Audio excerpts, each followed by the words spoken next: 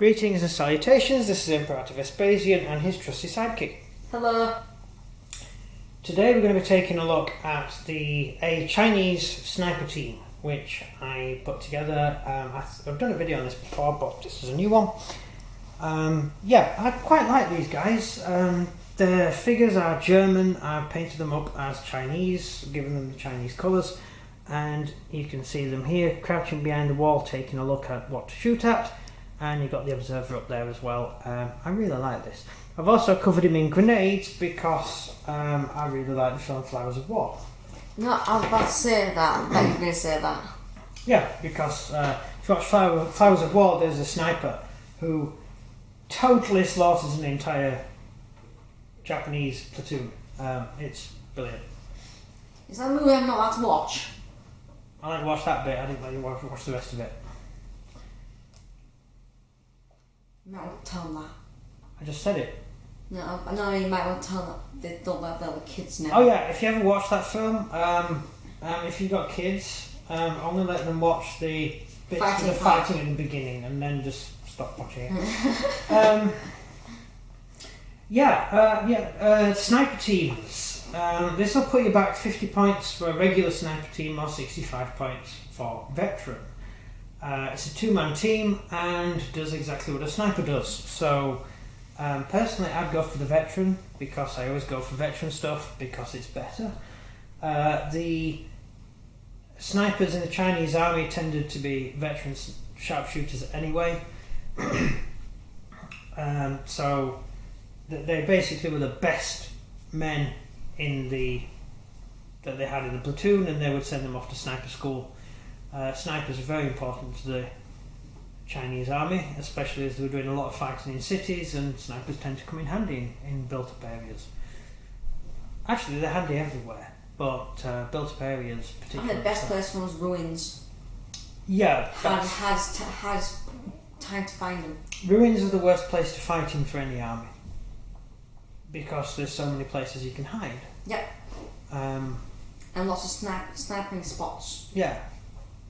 Some people do say that the Germans shouldn't have bombed Stalingrad first because they would have been able to take it. Yeah. Because it made the roads impassable for the tanks. Not really sure, but hey, Stalingrad would have been ruined anyway because the Russians were bombing it just as much as the Germans were. So, nice little sniper unit. I do quite like this unit, especially if you look at it that way, because you can see the chap is just looking over the top of the building, so you can see they're using cover.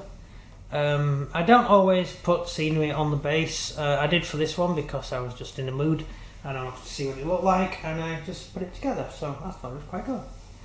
And I also like the idea that they're on the pavement and they're looking in sewer house. I just thought that looked really cool.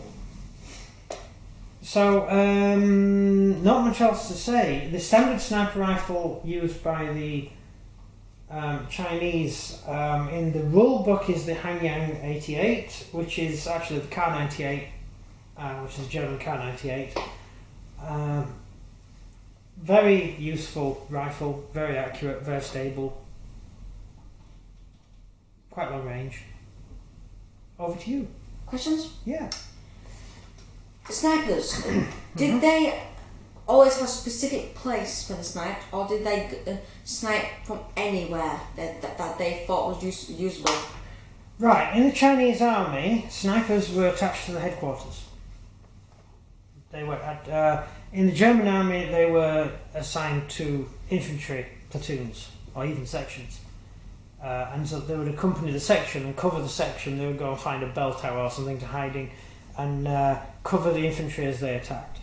In the Chinese army, the snipers came under the direct control of the headquarters, so they could be at battalion level or even higher, assigned as groups of snipers, and then they would be issued to different areas of the battlefield. So they didn't necessarily work in junction with the infantry, that they were sort of sent to places to cover. I'm not sure how all that worked out. Given that they were trained by the Germans, it's odd that they would choose that way of doing it, but I would assume that the headquarters would assign a sniper to a unit of infantry, and then the next day they'd be assigned to a different unit, I would assume. Or for the duration of a battle, they would be assigned to that unit. It's just how the command structure worked. I don't know why it worked that way. Last question. Go on. Did they fight alone? I mean, when they snipe, when they start being snipers hiding. Given that we're discussing Chinese, yes, the Chinese troops, the Chinese snipers would operate as an individual unit. So they work on their own. Yeah. So they basically have a sheet of paper telling them what the targets are. You didn't generally get targets. They would be told there is an attack going on over here. Cover that attack. So the sniper would go to that place and he would just keep the enemy pinned down. So not even their own side would know where he is. Possibly not. But they would basically be covering an actual attack. That's what they'd be sent in. Really, the more close support than sort of long range. Class them as close support in the way that machine guns are close support. Germans slightly less so. Their snipers were used differently. But for the Chinese, if you were defending, then a couple of sniper teams will be assigned to a gate or a bridge or something, a tram line. And they would be assigned to cover that, and they would sit there and cover it. And so Chinese infantry would be retreating across the bridge, and you'd have two snipers that they don't know about who would be sat there, and their job was to cover that bridge and protect them from enemy troops. Generally, that's how it worked. In practice, they most likely operated alongside infantry units because you need the additional. The snipers themselves would need additional support, and it would also be handy to know where your Chinese friends are going, because if you've set up to fire in one particular place, what if the Chinese decide to go left and you're covering the right? And you're wrong. Yeah, so you're thinking, well, I'm sorry and nothing's happening. Yeah, that's basically that. If you take the Japanese army, they're probably the most interesting snipers. The snipers in the Japanese army were absolutely nothing to do with the rest of the army. They were entirely freelance. They could go anywhere they wanted, do anything they wanted. If they had a sniper permit, a little badge with a sniper rifle on it, they could just wander off into the jungle and you not see them for 3 weeks. So the Japanese snipers would operate entirely independent of the army. They'd be like special forces today, who theoretically operate behind enemy lines and stuff, and they don't answer to the local command. In the same way that Chinese snipers didn't answer to local command. But they're not special forces. The Japanese were more special forces in the way that they trained and the way that they did stuff, whereas the Chinese were just a guy who's a really good shot. That's all the questions. That's all the questions. That's it. That's all you've got to ask. It's all good at least. Oh, these poor little Chinese guys, they look so good, and I wanted to do a video about them, and they're so awesome. I hope you like the newspaper.